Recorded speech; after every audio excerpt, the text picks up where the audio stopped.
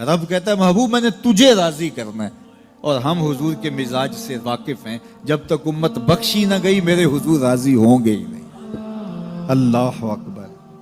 کیا منظر ہوگا! اللہ تعالیٰ محبوب کو راضی کرنا چاہے گا، اور پھر محبوب اتنے لوگوں کی شفاعت کریں گے کہ اللہ تعالیٰ کہے گا اردیت یا محمد صلی اللہ علیہ وسلم، محبوب کیا آپ راضی ہو گئے ہیں؟ تو حضور کہیں گے ردیت، ہاں میرے مالک میں راضی ہو گیا، میں راضی ہو گیا۔ حضرت ابراہیم علیہ السلام کا قول پڑھ رہے تھے قرآن مجید میں، اللہ کے محبوب تلاوت کرتے کرتے کیا فمن تابعنی فإنہ منی ومن عصانی فإنک غفور الرحیم، مالک نیکوکار میرے اور بدکار تیری رحمتوں کے حوالے۔ اور حضرت عیسیٰ نے کیا کہا؟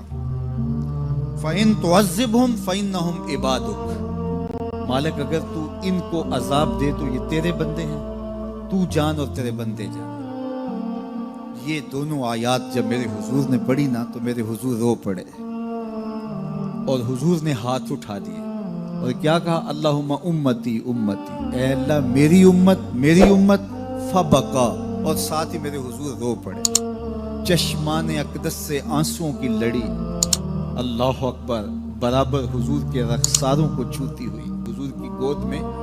جو ہے وہ آنسو گر رہے ہیں، حضور روئے جا رہے ہیں، اللہم امتی امتی فبقا، اے اللہ میری امت، اور ساتھ حضور رو پڑے۔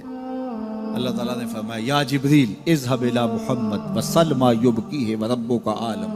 جبریل جلدی جا میرے محبوب سے پوچھ روئے کیوں، وسل ما یبکیہ، جا کے میرے محبوب سے پوچھ کے آ محبوب کیوں روئے ہو، وربک عالم، جبریل سنو تیرا رب جانتا بھی ہے محبوب کیوں رویا ہے، لیکن تو بھی تو پوچھ کے آنا، پروٹوکول ہے محبوب کا۔ اللہ اکبر، رب جانتا ہے محبوب کیوں روئے،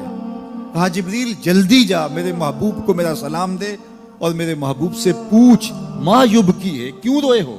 وربک عالم، اے جبریل تیرا رب جانتا ہے میرا محبوب کیوں رویا ہے، لیکن جا تو پوچھ کے آ۔ جبریل حاضر خدمت ہوئے اور کہا رب سلام دیتا ہے، اور رب فرماتا ہے محبوب کیوں روئے ہو، کیا ہوا؟ تو محبوب نے کہا میں خود نہیں روتا، امت کا غم رلاتا ہے، میں خود نہیں روتا، امت کا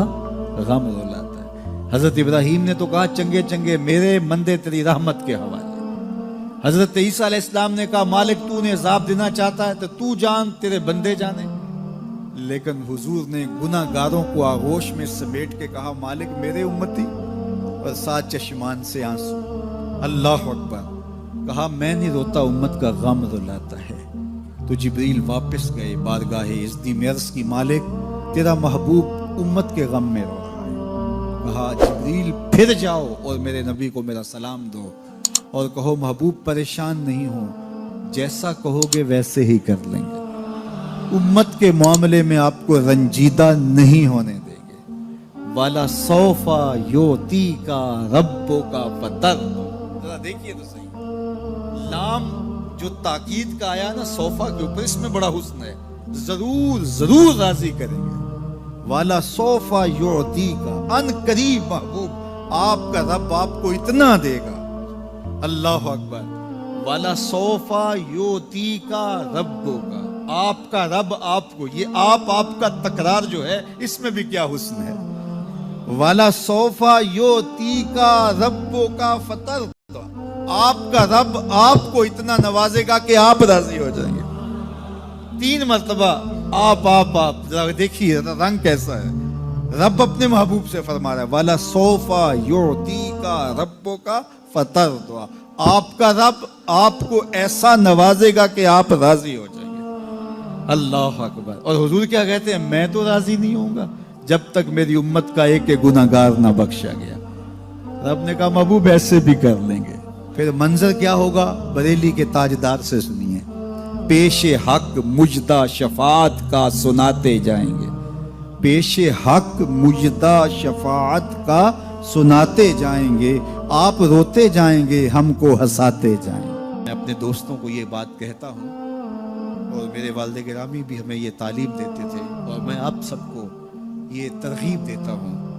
کہ مسجدوں میں گو خادم موجود ہوتے ہیں، دورے موجود کے اندر جو صفائی وغیرہ کا انتظام کرتے ہیں، ہم جو تنخواہ دیتے ہیں ظاہر ہے وہ بھی ہمارا حصہ تو پڑ ہی جاتا ہے، لیکن کبھی کبھی اپنے بچوں کو ساتھ لے کے، اپنے دوستوں کو ساتھ لے کے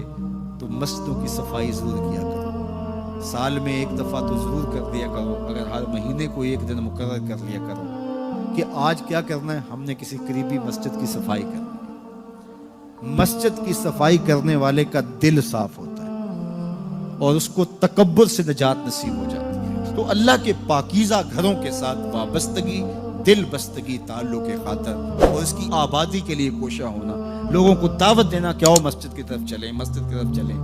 لوگوں کو نماز جمعہ کی دعوت دینا، لوگوں کو نمازوں کی دعوت دینا، مسجد میں بیٹھنے کی ترغیب دینا،